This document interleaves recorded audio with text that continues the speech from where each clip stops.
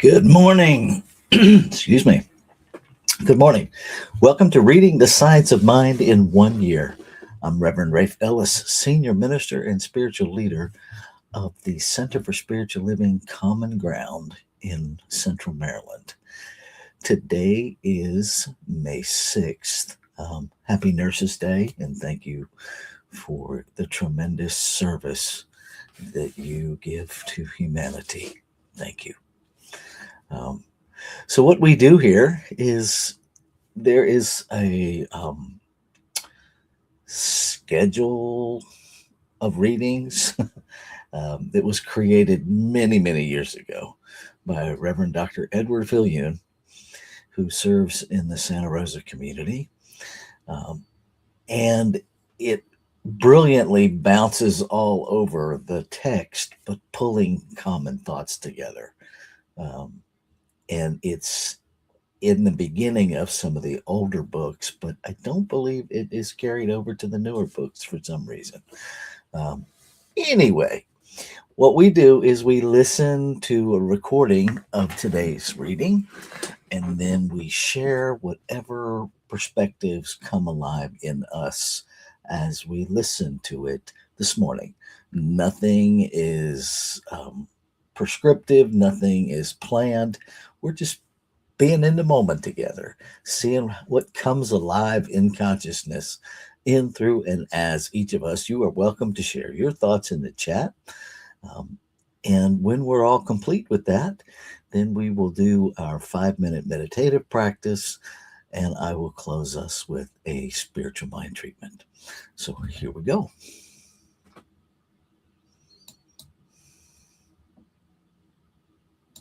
Reading from May 6th, Science of Mind, A Philosophy of Faith, A Way of Life by Ernest Holmes. Reading from page 191, paragraph 5, through page 194, paragraph 1, using inclusive language. We realize that mental healing must also be spiritual healing, for the two cannot be divorced. We know that a belief in quality, belief in the power of good and the power of evil, has helped to destroy people, and the understanding of unity alone will heal them. We seek to realize this unity with Spirit in all our healing work. Every treatment must carry with it a realization of the absolute if it is to be a good treatment.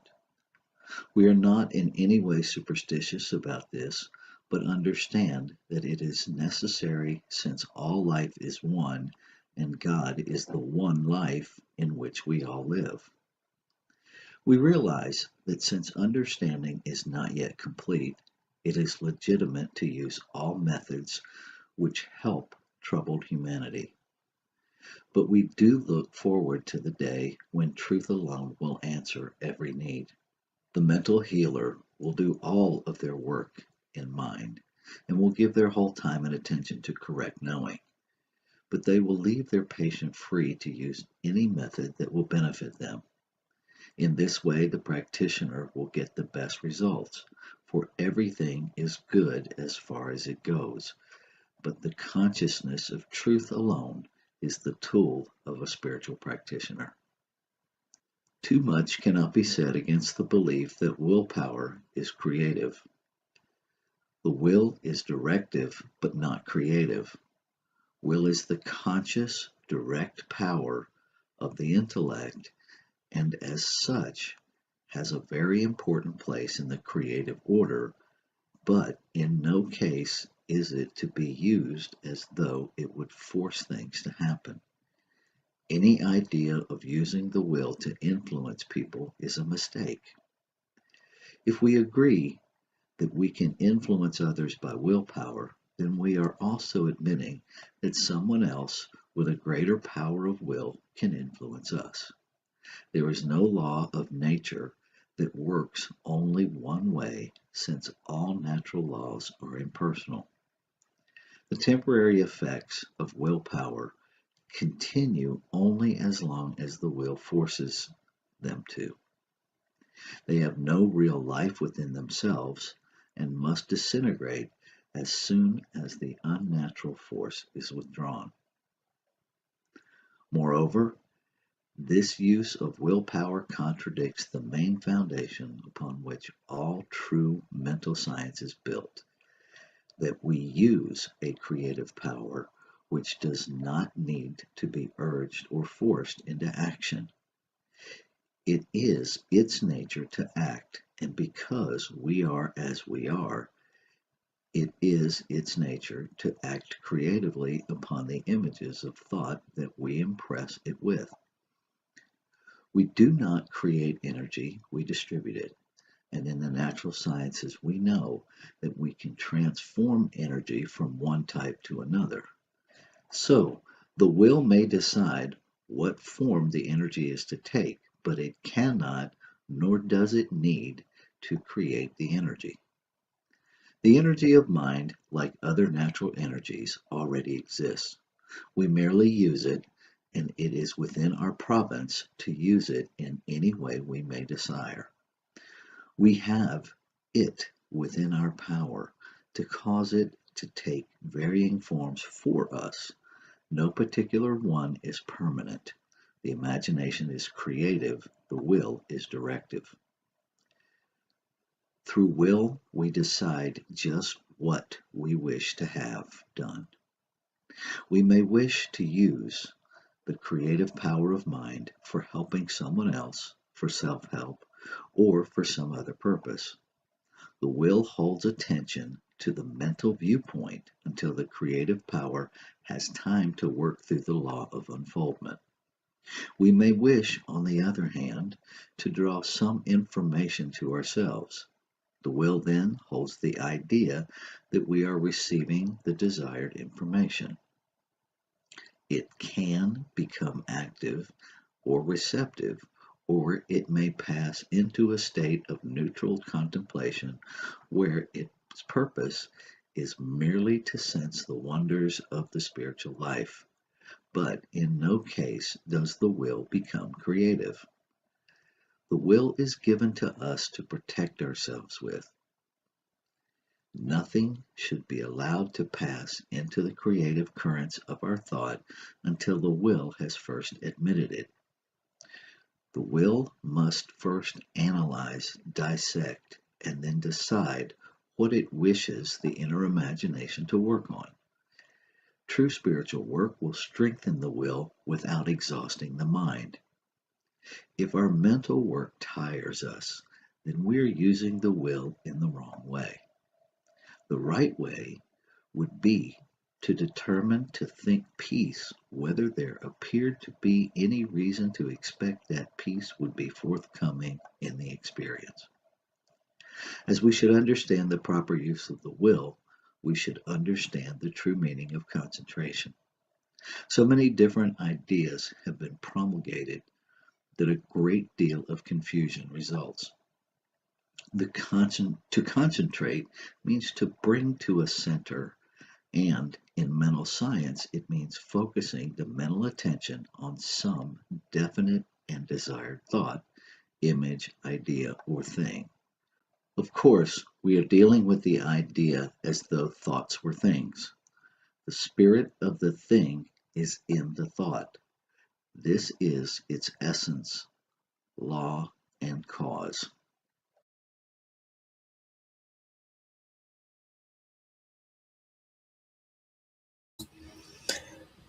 Whew, there's a lot going on in there. A lot. Um,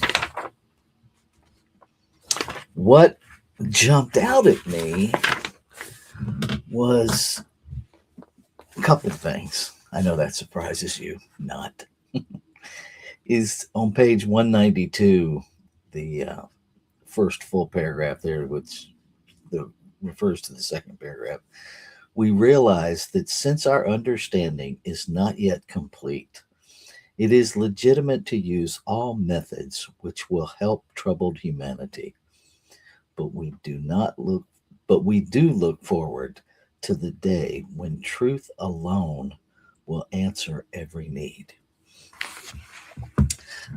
I watch us sometimes, and sometimes I get bottled up myself, um, getting lost in doing it right, right? Doing this spiritual journey right, rather than being infinite possibility in form. Um, I remember in ministerial school, um, Reverend Dr. Kim Kaiser, who was an ordained Zen Buddhist priest before he came to Science of Mind. And so he was always adding that to the mix, which is wonderful. And he taught us about this Buddhist concept called skillful means. And skillful means is where you use whatever is available for the solution. Whatever is available for the solution. And the example that he gave us is there's a house fire and a child is trapped in the house. They actually can get out, but their fear has trapped them in the house. And you don't have their doll outside, but you tell them you have their favorite doll or their favorite pet or something that will actually entice that child to come out of that burning house. Is it a lie? Straight up is a lie, yes. And so what? And that's the whole thing with skillful means. It's, yes, it's a lie. And we can get caught up in the self righteousness of, well, I don't lie. Well, do you want to save, excuse me, do you want to save this child's life? Or do you want to feed your image? Right.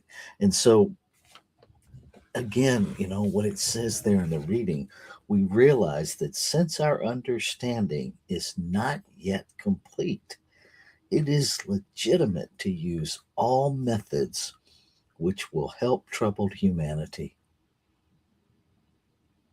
But we do look forward to the day when truth alone will answer every need.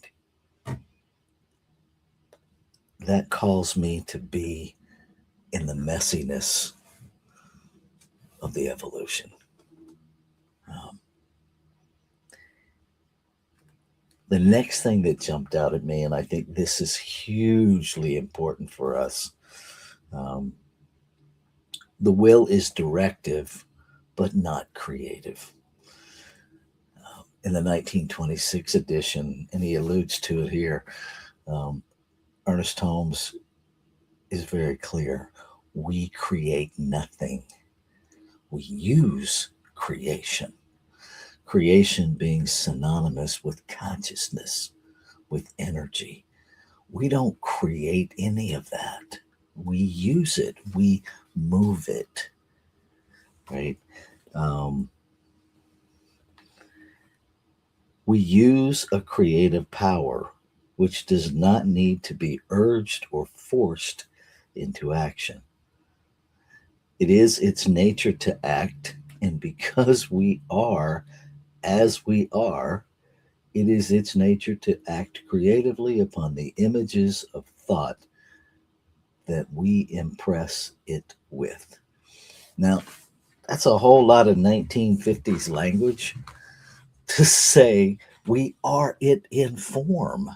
And so it's responding to itself. It doesn't it doesn't need to be coaxed or begged or cajoled. Our imagination is the infinite imagining itself.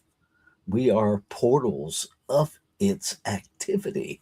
And so our imagination is its imagination, one mind, one power, one breath, one life, right? Expressed in multiplicity. And so, of course, it responds to itself. It is only our misunderstanding that creates that duality. I am not God, but all of God, all of creation is right here, expressing itself as this physical being called Rafe. The same thing is true of you. The same thing is true of everybody and everything, right? One consciousness expressing its infinite possibility in multiplicity of form. Do we really believe that? Because if we do, then we get to let go of this idea that the human us is doing it. We're just moving it. We're becoming aware. And this is where consciousness gets slippery. We become conscious as in awareness of the consciousness, capital C, that we are. Right? And when we are aware of that imagination, when we are aware of that desire to express, law instantly responds. Instantly, because it's responding to its own imagination. How cool is that? And I love this on page 93, 193. The will is given to protect ourselves with. Nothing should be allowed to pass into the creative currents of our thoughts until the will has first admitted it. The will must first analyze, dissect, and then decide what it wishes the inner imagination to work on. That is a call to be intentional, to pay attention to what we're paying attention to, right? That is our will. There's no God's will outside of us. There is, we have a will because we have awareness, because we have choice. It has many, many names. Many, many names. Being present, being intentional, paying attention. Lots of different ways to understand this concept of will. It is our power of choice, if you will. And so we get to choose, and we're called to choose wisely, not smartly, wisely, as in taking the time to pay attention, having the courage to be undefendedly honest about what we are holding in thought. Because once we're honest, well, now we're at a point of choice, right? There's lots of things operating in thought that go unexamined.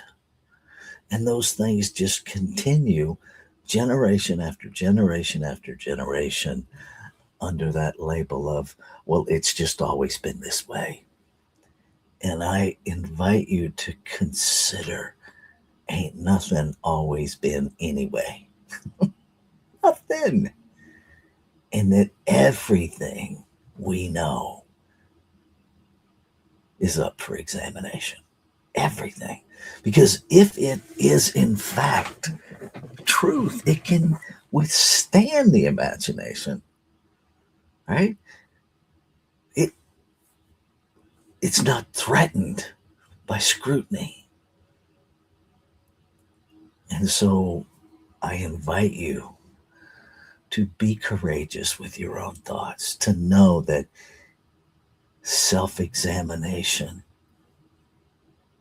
is a privilege. It is a privilege, and doing it brings you more into alignment with the truth of your being.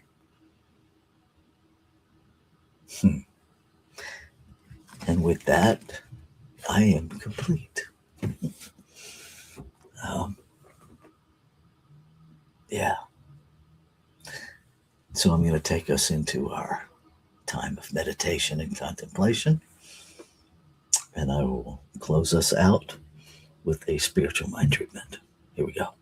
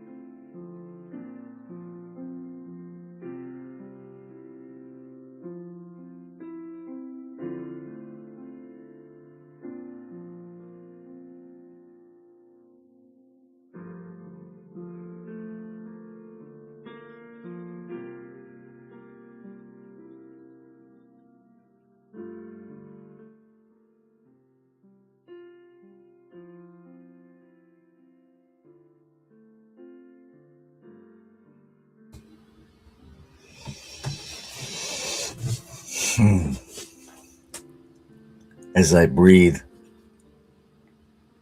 I recognize it is the breath of life breathing itself. One breath, one life, one power, one substance that is the source of all creation, one energy, self existent, not made out of anything. It simply has always been. And it is the very substance of all creation. It is all creation. It is one consciousness, one energy expressing in multiplicity. And so it is diversity. More than being diverse, it is the diversity of creation. Creation as diversity.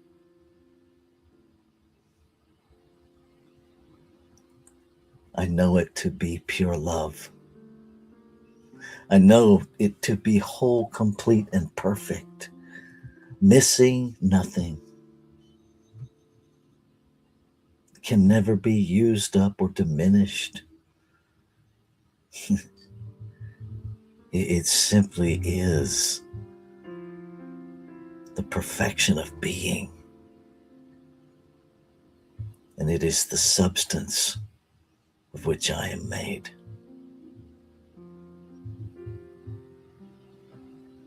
And what is true of me is true of every expression of this infinite beingness in form. One expressing in multiplicity, yet never separate from itself, because it creates out of itself to express itself. And so I am a portal of it. I am a center of its activity. I am the creative process in form, containing the creative process, using the mind, using consciousness.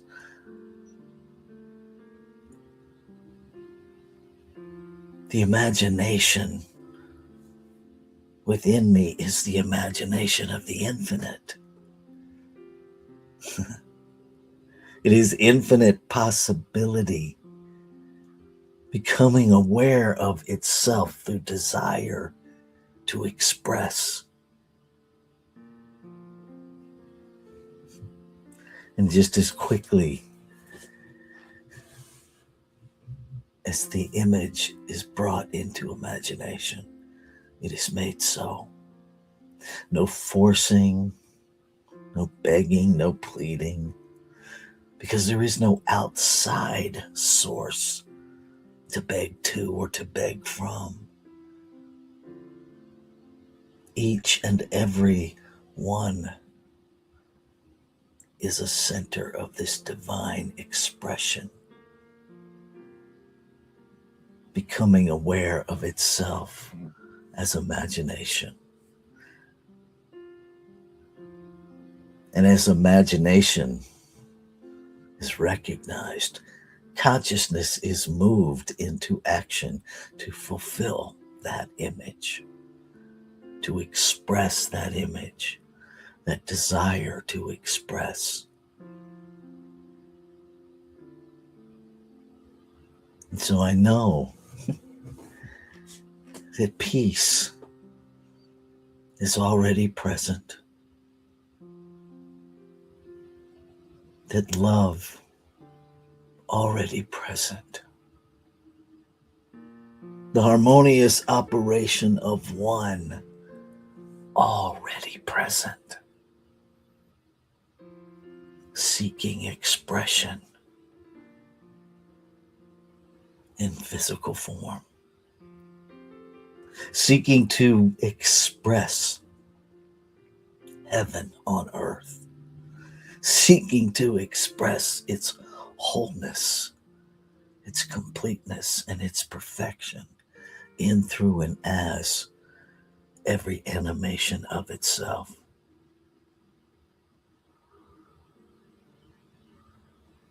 And believing this to be true,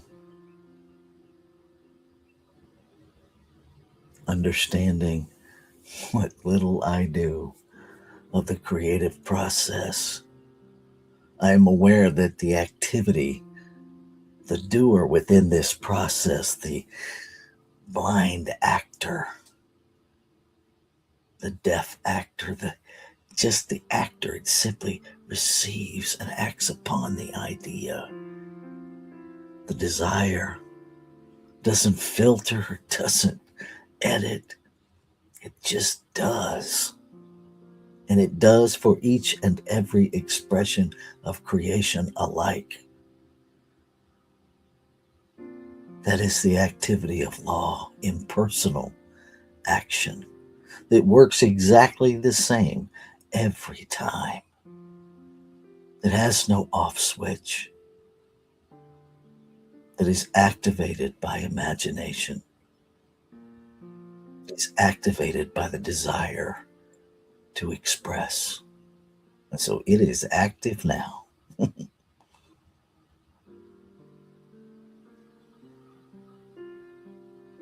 And I claim it to be so, and I celebrate. I celebrate with great, great joy and gratitude this brilliant creative process that makes itself so. And so, knowing that it is already done, I can let go of that human misunderstanding of will that tells me I have to make it happen. I let that go. To fully release my word, I let go of every thought that stands in its way. I let go of every doubt, every fear, every hesitation that stands in the way of the word made manifest. I let it all go. And I let the desire be the desire. Ashe. Shalom. Aho. Amen. Amen. And so it is. Namaste.